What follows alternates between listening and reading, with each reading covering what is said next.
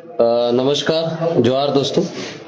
मैं आज बहुत ही महत्वपूर्ण मुद्दे को लेकर लाइव आया हूँ। आज मैं अलीराजपुर जिले के सबसे पिछड़े और जो झाबुआ विधानसभा में लगता है क्षेत्र बोरी कहा जाता है, वहां पर जो वन विभाग की कार्रवाई हुई है और उस कार्रवाई से हमारे आदिवासी समाज की 2 महिलाओं ने जमीन बचाने को लेकर पॉइजन पिया है। तो उसी सिलसिले में हम उनसे चर्चा करना है। उनके बेटे बैठे हमारे साथ में, सरपंच साहब है, हमारे जिला पंचायत सदस्य ठाकुर भाई अजनार भी यहीं पर है और उनके परिवारजनों के साथ हमारे सामाजिक साथी भी आए हैं। तो थोड़ी देर चर्चा करेंगे और उसके बाद में हम चर्चा करने के बाद में निर्णय लेंगे कि वन विभाग की इस कार्रवाई जिसमें आदिवासी मारे जा रहे हैं पॉइजन पी पी के, उसके खिलाफ हमें क्या करना है, उस संबंध में अभी चर्चा करेंगे। ये इसको किधर बैक कैमरा कर लें।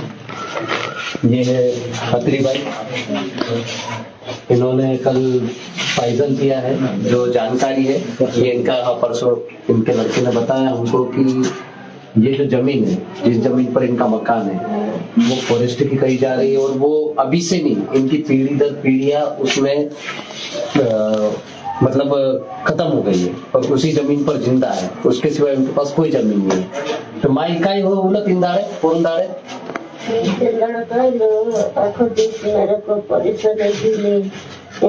को बोली, थंदर को बोली, नकदर को बोली, तुम्हारे खेती में माखो दो में का को मान खाना का रोटी पानी खाइस नहीं, तुम्हारा छोरा छोरी का दिवाड़ीस नहीं, कहाँ पाव छे की तुम्हारा धन देखे रहे आत्मा देखे मारी रोटी आपकी ले दी तो मखा कहा तुमने को जन्ने को मखानी जमीन चाह ने चाह मखा जमीन दिया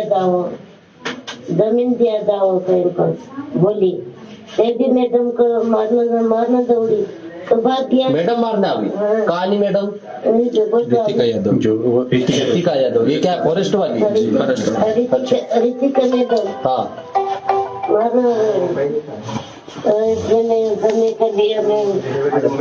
जमने के लिए मैं समझाया समझाओ हाँ बोलते हैं फिर मैं दिन भरेगी तो जमीन माँ खोदाड़ो बतने माना फिर रड़ी रिकी में गई ते दिन ऋतु मैडम ने माना मेरे को लट मारा दौड़ी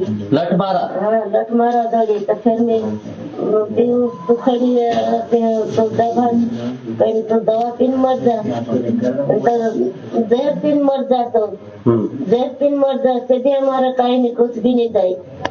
हसी कर बोली भले जहर पी के मर जाओ तो भी हमारा कुछ नहीं जाए। खंडर सबने खंडर जाओ मर जाओ, जहर पी के मर जाओ, सब चले जाओ, चले जाओ, सब मर जाओ फिर मैडम जागा तुंदरी वाली दूसरी छे कि हईज छे हईज मैडम छे जागा जमीन है वाली दूसरी भी छे कि हईज छे जागा 10 किला दान पड़ा ठीक छे 10 किला मतलब 10 किलो अनाज आए उतनी जमीन मारती इंसान काइक मारी इंसान मारी आखिर 20 माल से छे घर में 20 माल से हां तो इंसान कम या जगह में खवाड़ी काई पीवा काई पाव थे।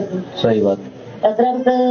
तू लिखा पढ़ी करला कि नहीं तेरे बारे में लिखा पढ़ी करला कि नहीं कुछ आवेदन पे अर्जी ने आपला कि फोटो आपण एन कोई ना करता तो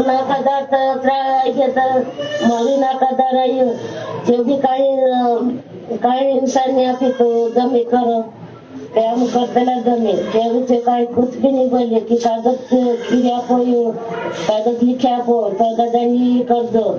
चलो आप थोड़ा सा आराम करो। ये इनके लड़के हैं, क्या नाम तुम्हारा? मुन्ना।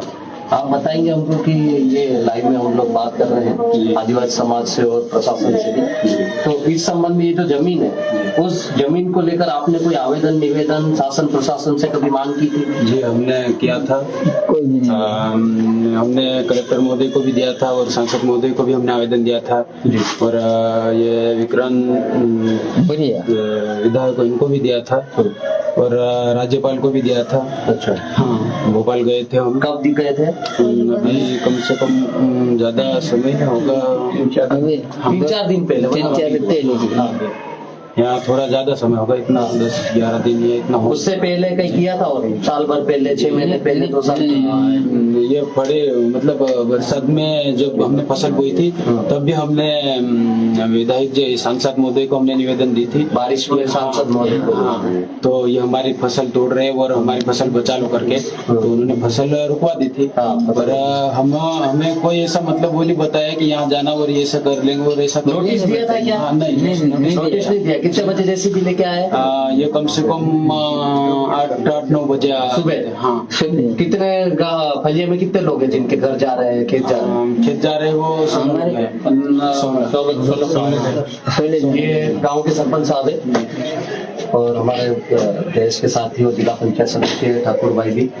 सरपंच साहब, आपको इस बारे में क्या जानकारी है? इनके डोकरे ने करता है, इनका डोकरे ने क्या है कि पहले मतलब इन्होंने जागरूक नहीं था यूं, और इन्होंने क्या है कि पहले जैसे जो नाकादार के इनके मतलब महाराष्ट्र के इनके जो ड्यूटी लगी थी और इनके वहाँ जिसका बीट था, इन्होंने क्या है करे कि डोकरों को कि मतलब 1500 रुपए दे दो कि मतलब तुम्हारी जमीन तुम गिरो कि मतलब तुम गिरते रहो। तो रसीद का पूछा इनकी, तो रसीद नहीं दिया। तो मतलब कारण ये है कि जैसे इन डोकरों को मतलब भोला भाले हैं, कुछ मतलब इनको रसीद भी नहीं दिया।